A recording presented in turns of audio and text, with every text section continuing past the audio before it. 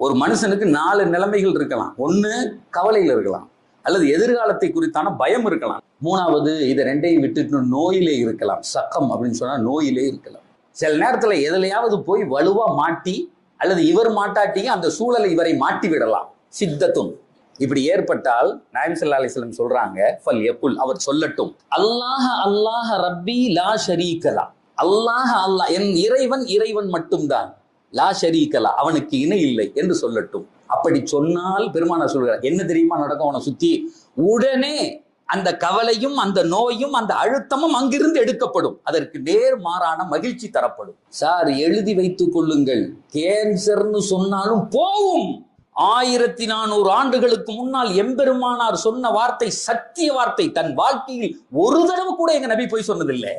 அந்த நோய் மட்டும் உன்னை விட்டு போகாது, அது சார்ந்து எதெல்லாம் உன்னிடத்தில் இருந்ததோ அத்தனை சேர்த்து எடுத்துட்டு போய்